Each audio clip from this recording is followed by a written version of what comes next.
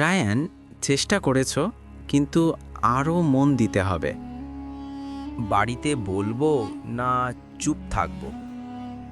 পরীক্ষা কেমন হয়েছে রায়ান? ভালোই।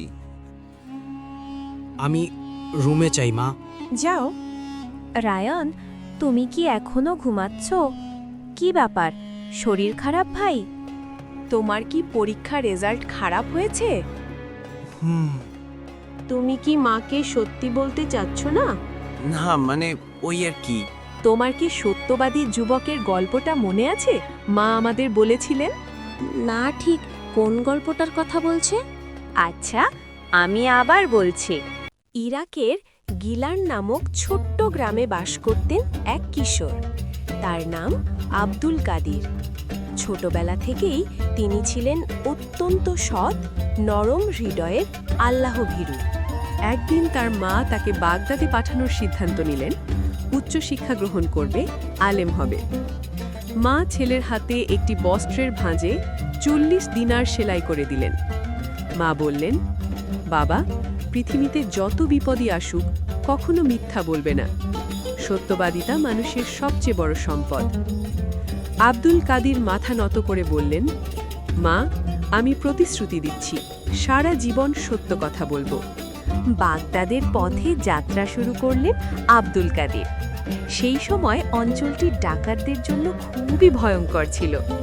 একদিন বনপথে হঠাৎ একদল ডাকাত এসে কাফেলাকে ঘিরে ফেলল। প্রত্যেককে একে একে তল্লাশি করা হচ্ছিল, সবার মোহর ছিনিয়ে নিচ্ছিল। ডাকাতের সাগরেদ বলল, যুবক, তুমি ওদিকে যাও, তোমার কাছে কিচ্ছু নেই। আমার কাছে 40 দিনার আছে। এই ছেলে, মশকরা পেয়েছিস? তুই আমাদের কাজ বাড়াচ্ছিস। যা ওই পাশে। কিন্তু আমি সত্যি বলছি, আমার কাছে 40 দিনার আছে। আমার কাপড়ের নিচে আমার মা সেলাই করে দিয়েছে।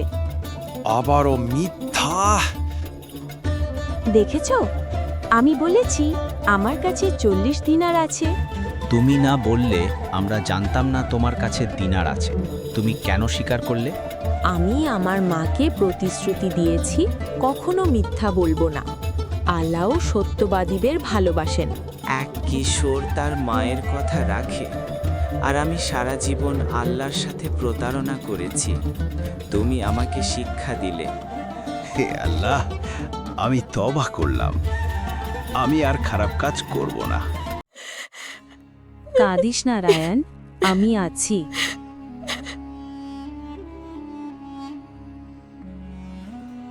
আমার পরীক্ষা আসলে ভালো হয়নি। তুমি মাকে সত্যি বলো, আমি আছি তোমার পাশে। মা, আমি মিথ্যে বলেছিলাম। পরে ভালো হবে বাবা, কিন্তু আর কখনো মিথ্যে বলবি না। ভুল হলে মাকে এসে সব বলবি।